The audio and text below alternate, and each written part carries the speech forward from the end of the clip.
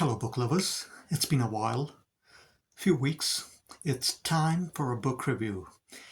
And the book that I have today is Creakers by Edward Lee. Now, this was published in 1992, I think, 4 years, 4 years before the notorious Bighead. Now, this book is like a junior brother sidekick to the Bighead. The structure of the Bighead is in this book. It's not as intense. It's not as depraved. It's not as funny as Bighead was, but the entire structure of the Bighead is there. So I read Bighead before, which I've reviewed on this channel, and this is the book which I finished a few weeks back. So yeah, let's get stuck into this. So once again, the story takes place in a small town, small redneck town, a place called Crick City. And we have a cop named Phil Streaker who's returning back to Crick City because he's disgraced. He has been disgraced. He was working for Metro in a big city as a highly decorated narc in a drug squad in a big city for 10 years and highly decorated, but he got framed. He got framed in a sense that he shot a child during a drug raid with a wrong ammo and killed the child. But actually he was framed by his boss who was not a big fan of his ambitions and stuff. So Phil Straker was disgraced and he resigns from his city job as this high profile cop and comes back to the town where he grew up called Crick City. They're going to be spoilers, so if you don't want to hear any spoilers, leave this review now. Come back later once you've read the book and let me know what you think of the book. But otherwise, I'll carry on. So Crick City is very much like the town that's backwoods, lots of poverty, not many jobs around, and the drugs and alcohol run rampant. Rednecks abound. And before Phil moved to the big city, he was a cop for a little while in the town, in Crick City itself. So he comes back, finds a job. He finds a job at a small security company, and he's doing night shifts.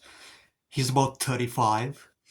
He's doing night shifts looking after this factory.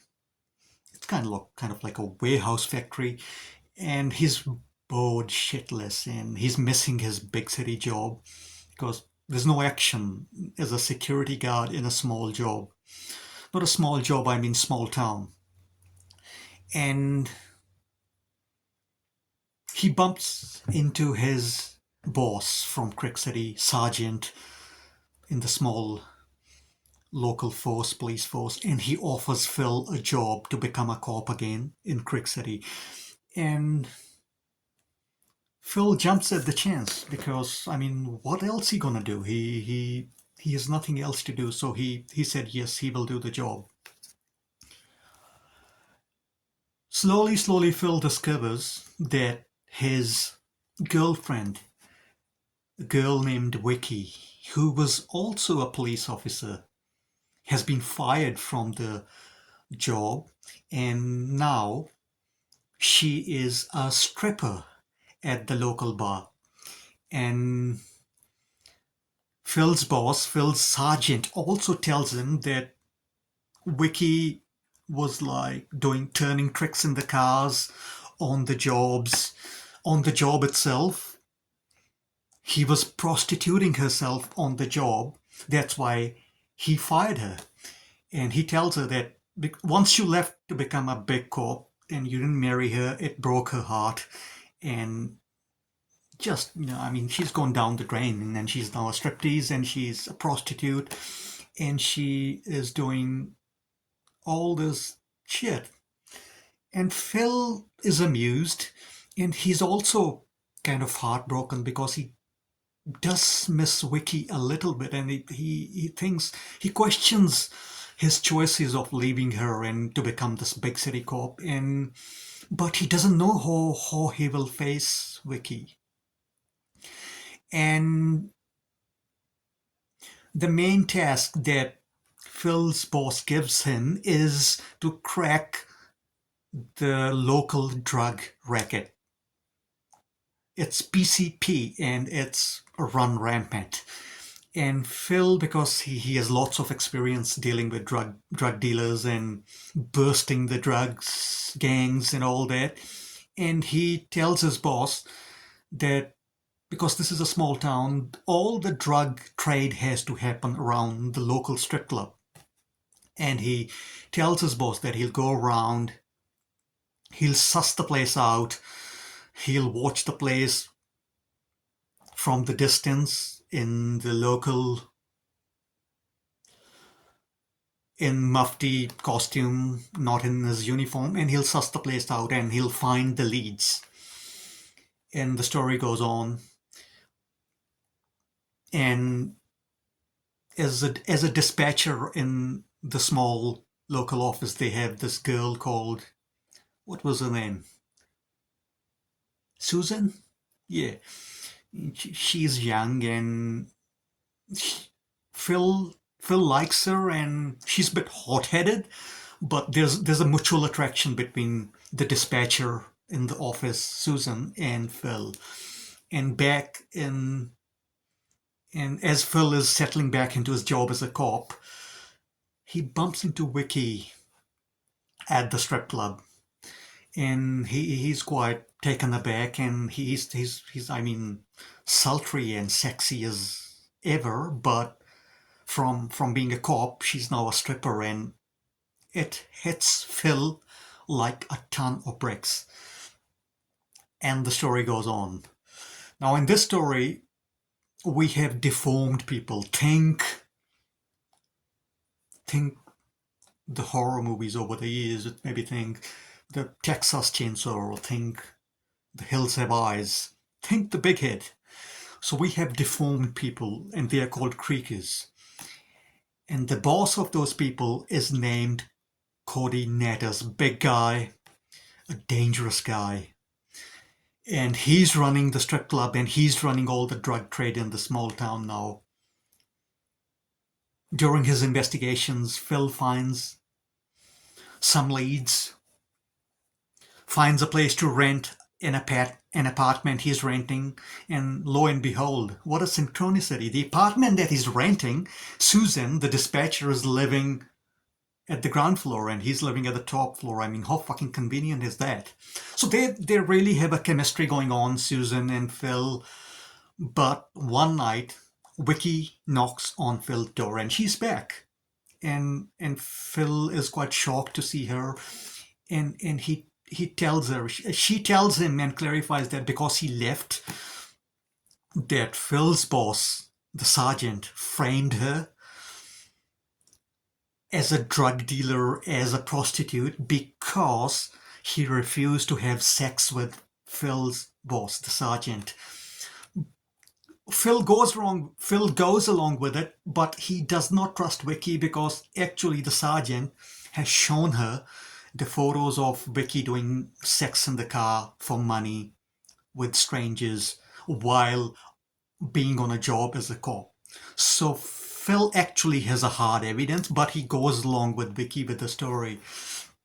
And she's like, it's good you are back, Phil, and you still wanna be friends? And Phil said, yeah, I mean, we were gonna get married before I left, so of course I'll be your friend. But she tells him there is a little bit of a problem with we being friends. And he said, what's that? And she says, I am actually married to Cody Natter. Or now that's the villain, that's the antagonist. the king of the deformed people, and he's running. He's the drug lord. And okay, so Phil is again hit by a ton of bricks, and like, why the hell is Vicky now married to coordinator? So so the same themes like the big head are here, but this story is not as intense. It more plays out like a detective story. The depravity is there. The sex, like what Edward Lee does in his books, is there, but it's not as intense. It's not as gory. The funny characters from the Bighead, Phil and Dickie, they're same two losers are in this book as well. Two serial killers. They are not as funny as Balls and Dickie, but they are in this book as well.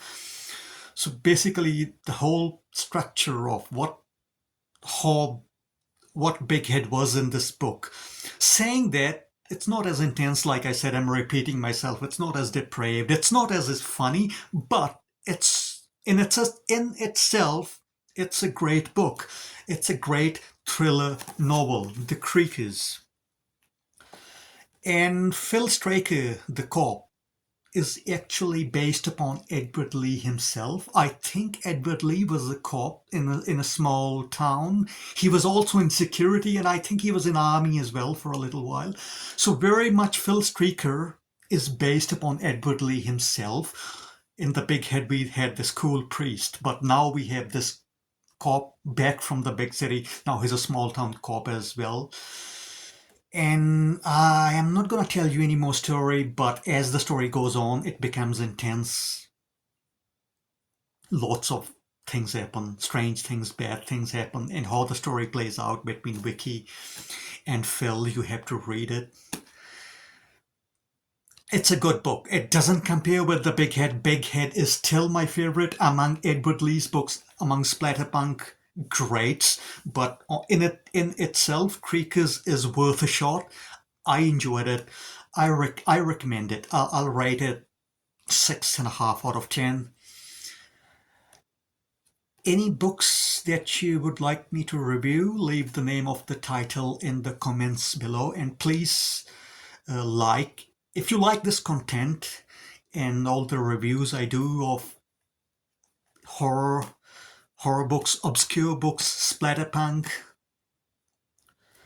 books. If you like me to do, keep on doing these, and if you enjoy them, please like and subscribe and leave a comment.